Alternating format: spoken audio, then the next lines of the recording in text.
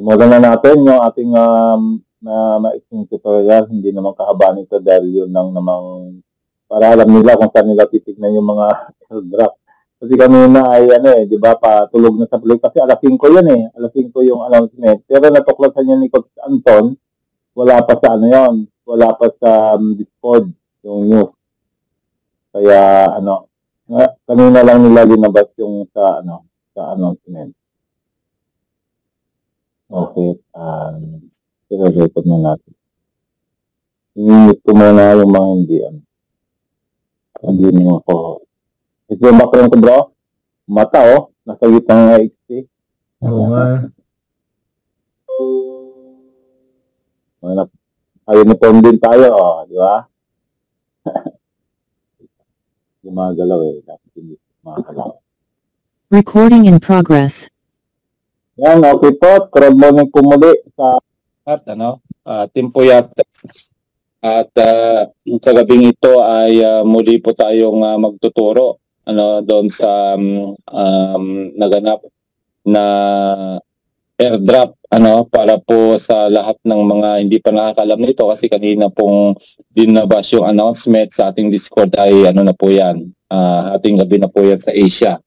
So ngayon pa lang po nila makikita yung mga post natin. So anyway, ay bago tayo pumunta doon sa ating mission control o sa inventory kung saan po natin makikita yung ating airdrop, ay babasahin po muna natin yung pong nasa Discord para po ay mas maintindihan natin.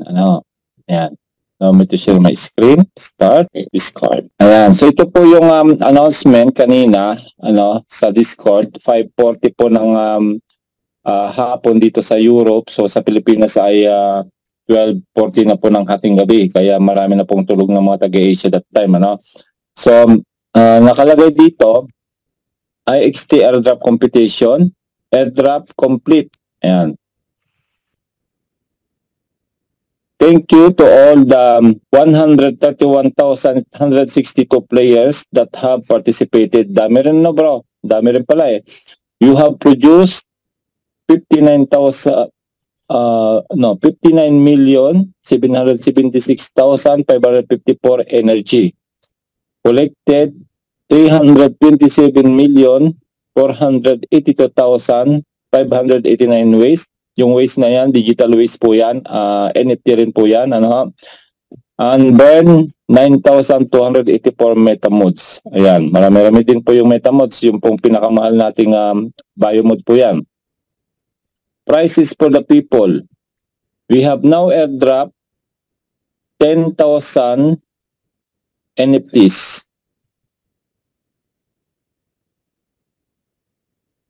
These superfluid powered NFTs will stream a gold to the account that holds them.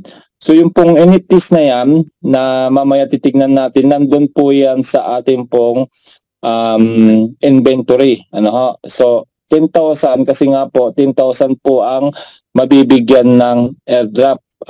Kasi yung pong requirement po natin para makakuha po ng airdrop ay dapat makakapasok ka po doon sa 10,000 na active players. The streams will take between 3 and 55 days to complete.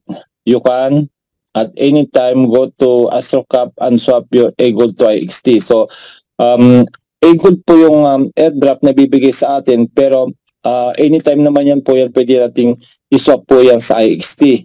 Kasi nga ay di ba pag tayo po ay nagre-rent, tinasok po natin yung IXT sa A-Gold, kaya vice versa pwede po yung magpalitan para po mapera natin pag naging IXT na siya. Congratulations to all winners. You deserve everything you are getting. Just to look back, we have together achieved some impressive milestones. We are the biggest game on Polygon chain, energy staking, CD3. CD3, ano na nga ba ito bro, yung binibili natin? Rovers, avatars, badges, upgrade facilities, IXT airdrop competition, on-chain raffles, melt, and more. So napakarami pong mga activities na ginawa natin sa loob. At ganoon din po sa pagbebenta at pagbibili natin ng mga iba't ibang mga digital assets, ano, kagaya nga po ng mga nabanggit po diyan. Time has been moving fast, and we previous announced a new competition has already commenced with 10 million IXT. So may bago na pong laro kasi yung pong naunang airdrop competition natin ay 5 million. So ngayon po ay may panibago po tayong airdrop competition, pero this time po dinoble nila. So 10 million na po IXT. First place guaranteed, $1 million is something else. Yun daw pong magta-top 1, ano, yung top 1, 1 million po, grabe yun, ano, 1 million, tapos 9 million, ano, 9 million po yung, yung siguro, baka 10,000 din siguro ito bro, ang sasama dyan, ano. This will be the biggest competition from what we have seen all in crypto space. It says a lot about what we all have built together. No, wala pa pong nakagawa yung competition na yan. Tayo pa lang po. So enjoy your Christmas holidays with the new prices as we will, and prepare for the start of 2024. As it will be our year where we will shoot to the moon. Congratulations again to all, and let's go. Merry Christmas from Team Planet IX. So yan po yung ating pong announcement kanina, ano ho, tungkol po nga sa ating airdrop. At ngayon po, paano ba natin makikita yung ating airdrop? Ayan, so ito po yung tanong ng karamihan ngayon, ano, dahil nga yung iba ay siyempre hindi pa nila alam kung nasaan nga yung airdrop na yan. So pupunta po tayo sa ating pong mission control inventory.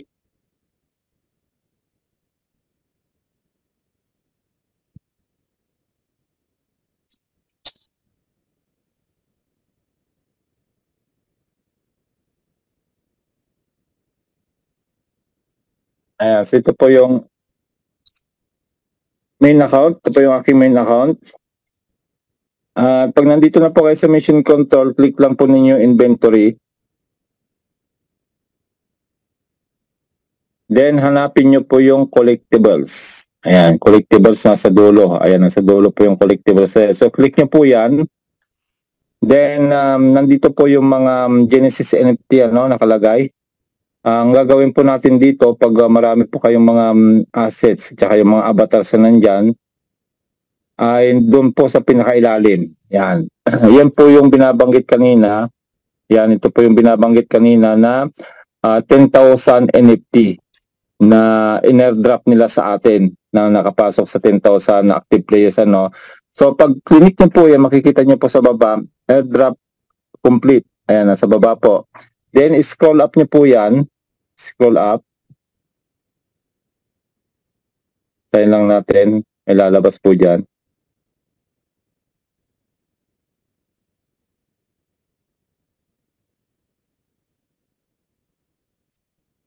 May lalabas dito. Wait lang natin.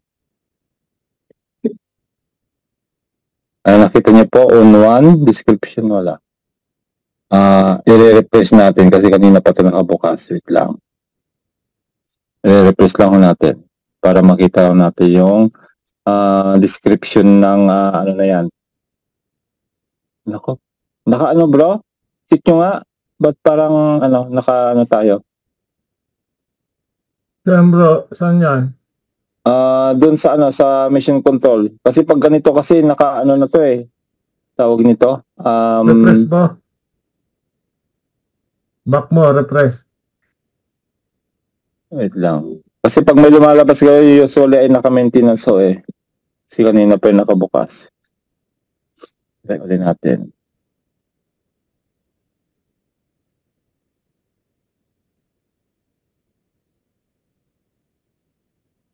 May ginagawa ko eh, nakakapasok naman ako. Kasi minsan kasi pag ganun matagal na nakabukas.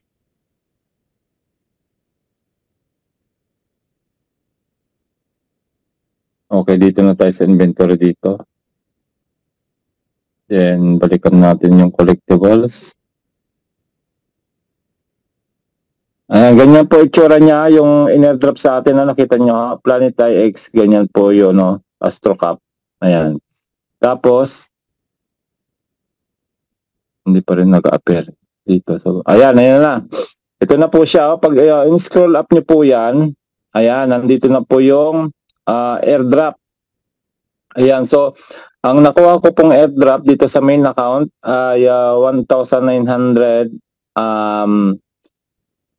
IXT. Ano ho? Ayan. At ito po ay hindi po biglaan na ibibigay nila, kundi ay 50 Astro Gold per day po yung ibibigay nila. So 50 lang po sa isang araw. Gawa ng ganito po kasi yung sitwasyon natin, kaya wag kayong magtatampo sa ating Planetix kasi nga pag binigay po nila yan ng sabay-sabay, siyempre ibebenta natin yan din. Ibebenta natin yan kasi siyempre yung iba excited na mapera na siya. Ang mangyayari sa ating IX token, babagsak po ang presyo po niyan. Kaya maganda po itong ginawa nilang ito. At unti-unti. Pero buo pa rin natin makukuha yan hanggang sa matapos po yung duration. Ayan. Kaya nito, dinivide po nila yung 1,900 into 50. Kaya ang lumalabas po ay 37 days po yan. Na everyday may matatanggap akong 50 Astro Gold. Ayan, kikita niyo po yung timer. Yung timer po ay gumagalaw. At sa mission control, nandun na po yung nauna na naibigay around po siya. I-minus lang po natin ito, yung 1,879 doon sa ipa-plus pala, yung 1,879 yung naibigay na sa akin, total po yan ay 1,900. Kaya ganyan po ganyan. Ganyan po ang gagawin natin para makita po natin kung ilan po yung actual na payout natin. Yung po nito, kung matatandaan nyo po yung dating Astro Gold nyo doon, plus i-add nyo lang po ito, yun po yung lalabas. Anyway naman, kung ano po yung nakalagay na airdrop natin bago po nagsara yung competition, yun na rin po yun. Kagaya niyan, lahat ng mga account ko, chinik ko na kanina, lahat ay kung ano yung nakalagay doon sa value na makukuha ng airdrop, ayun na rin po yung ibibigay nila. So ganyan po ganyan po yung pagtingin ng ating airdrop. Wala na po tayong pipindutin dito, wala na tayong pipindutin, automatic na po yan na nakikredit na po doon sa ating Astro Gold. Kaya pagpunta po natin sa mission control, balik tayo sa mission control.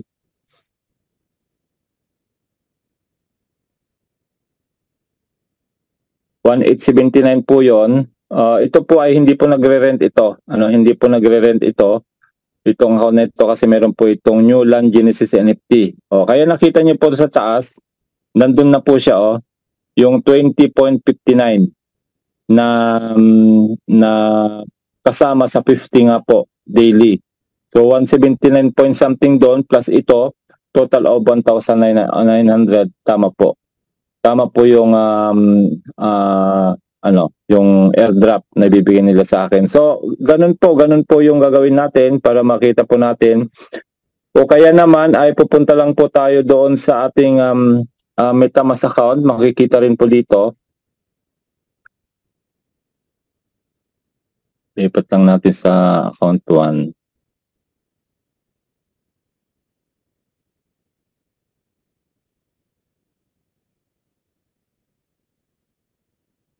Ayun andun din po siya Yan, kita nyo 20 A gold.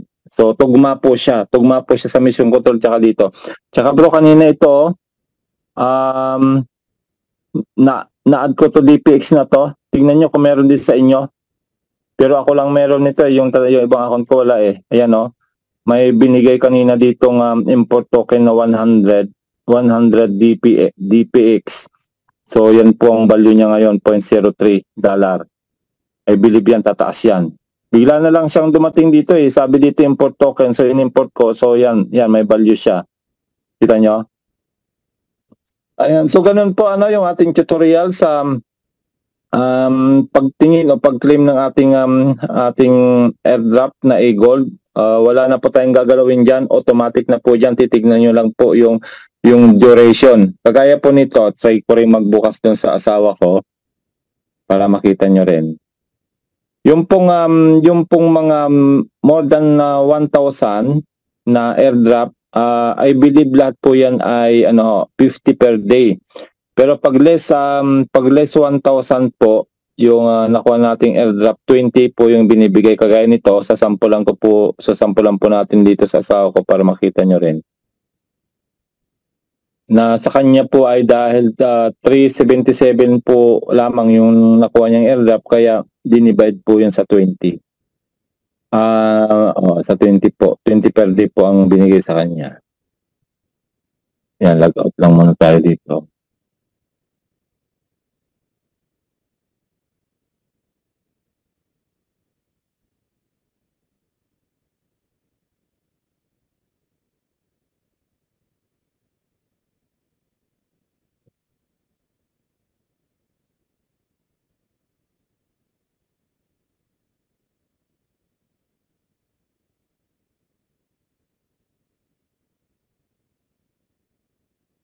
Marami din pong 50 ang natatanggap na sa Uniteam kasi maraming nakakuha ng airdrop na more than 1,000 sa mga main account kaya ni Sir Anton, Ma'am Michelle, si Sir Joven, Coach Danny.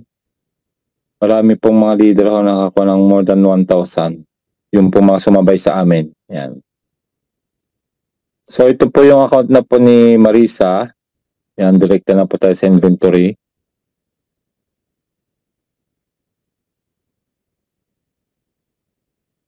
Hindi po ito kasing lakas ng sa akin kasi ay yung sa akin kasi ay lahat ng NFT ay meron po yon. Tapos yung po lang ang nagbubuo ng territory. Itong mga to hindi po nagbubuo ng territory. Pero nagbubuo po ito ng facilities din. Kompleto rin po yung 36 tiles nito na may facilities. At saka rovers. Ayan, kaya yung makikita nyo, dadalawa lang yung asset niya. So nandito na po siya. Ayan, nandyan po yung NFT na sinend sa kanya, then bubuksan din natin.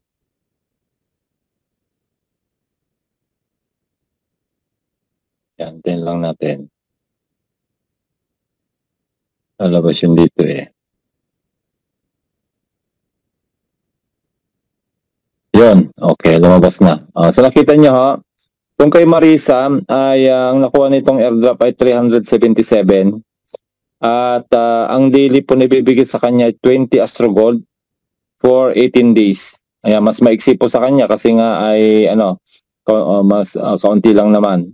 So 18 days po yan na maibibigay lahat sa 20 Astro Gold per day. So ganyan po ganyan po yung ating papaliwanag sa mga players natin na under your team para hindi sila magtaka kung nasaan hanapin yung airdrop na yan na pinupost natin sa social media. So yan, ginawa natin tong tutorial na ito para may idea sila at alam din nila kung saan nila makikita yung kanilang mga nakuhang airdrop. So yun lang siguro, Coach Danny, at sa mga nanditong leaders natin sa Team Puyaters.